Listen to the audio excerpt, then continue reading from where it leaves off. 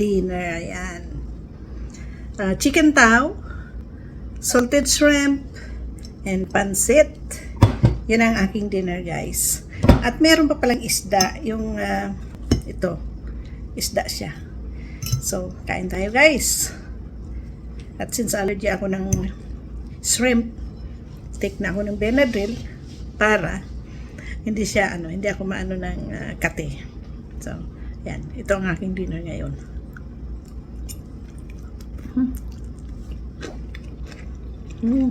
Sarap. At syempre, hindi maalis ang sili. Yung aking ginawang chili garlic. So yan. Yan ang appetizer. Alam mo na, alam nyo na, Bicolana. Kahit saan pumunta, naghahanap ng sili. Nagbili ako kanina ng talagang siling labuyo. Marami yun, isang balot. But, meron pa akong chili garlic, so hindi ko siya gagawin. So, gagamitin lang namin siya pag kumakain. Kaya may appetizer kami palagi. Sili.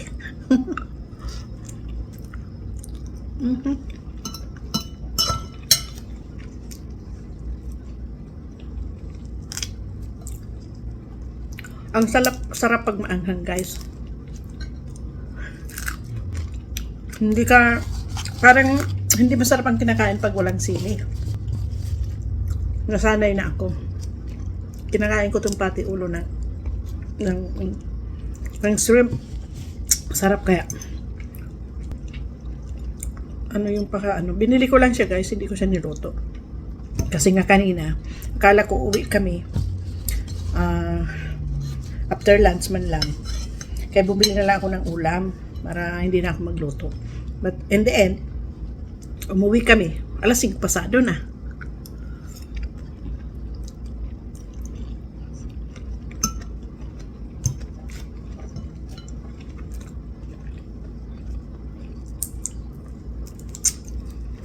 Kasi summer na kami dito, talagang mainit na.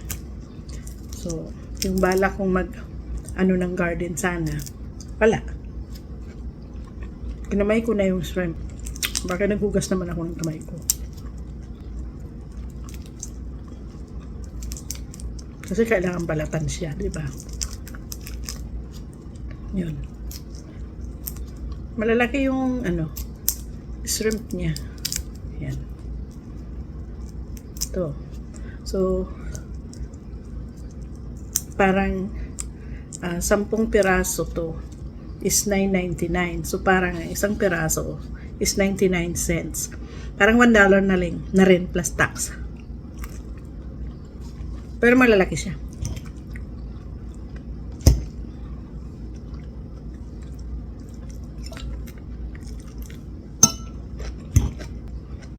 Malaki yung shrimp niya. Yan. Ito. So, parang 10 piraso to is $9.99. So, parang isang piraso is 99 cents. Parang $1 na rin plus tax. Pero malalaki siya.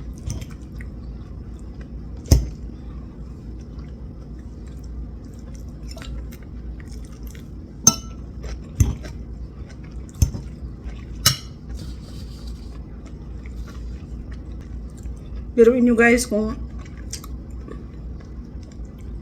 bawat binibili natin is i-convert natin sa peso, hindi tayo makakain, hindi tayo makabili.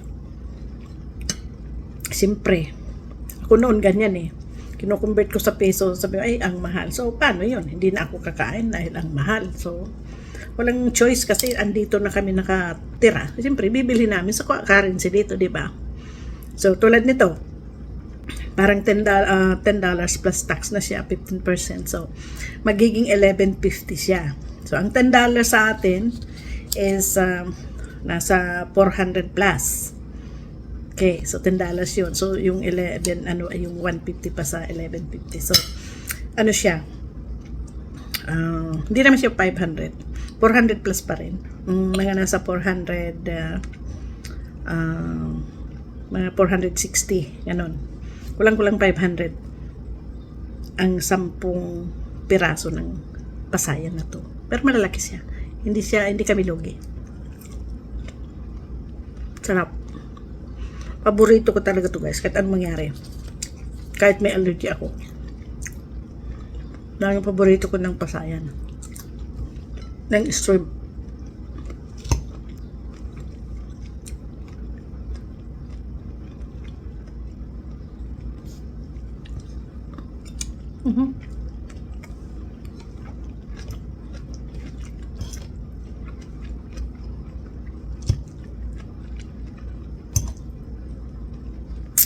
Ngayon din lang ako nag-try ng magmukbang. Never ko pa itong ginawa. So this is my first time. So we'll see. Tingnan natin kung marami na titingin ito. Kain-kain lang tayo.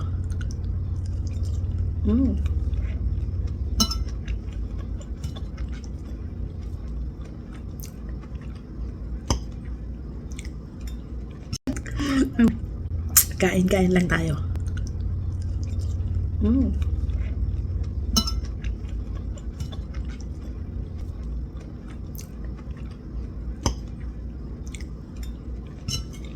Isda siya.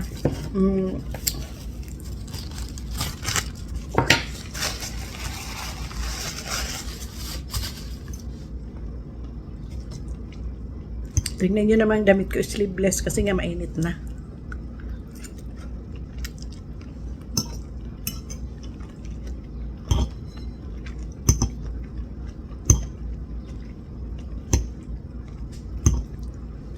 Alam nyo ba dito sa Canada, mostly sa ibang bansa, ang gamit namin pag kumakain kami is kutsilyo at tinidor. Ang kutsara, ginagamit namin sa soup or sa sabaw. Talagang ginagamit dito is tinidor. At yun nga, tinidor at kutsilyo. Ang kutsara is pang soup lang yun. Kaya kahit kanin or whatever, gamit namin is tinidor. Yun ang ano nila dito. Pero noong una, parang hindi ko makakain na kutsara, na walang kutsara. Pero ngayon, nasanay na rin akong tinidor.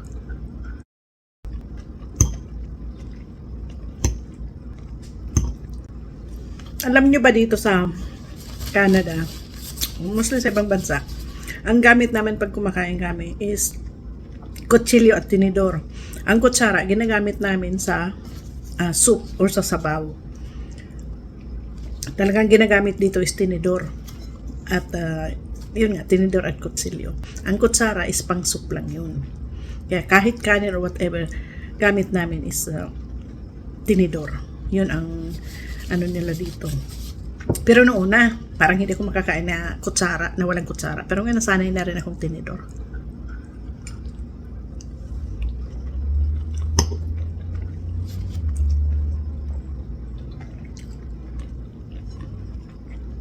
Ito nga may ano bang tawag nito? Yung parang sweet and sour na chicken. Ano bang tawag nito? Menu nito? Yun, isa yun sa binili ko kanina.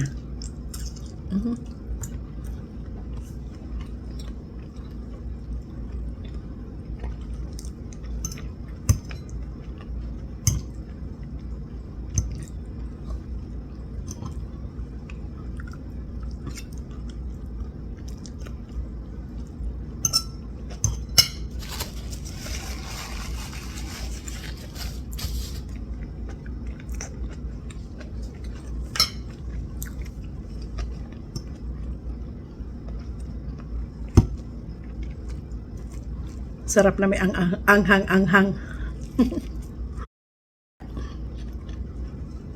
Puro siya laman na pinirito.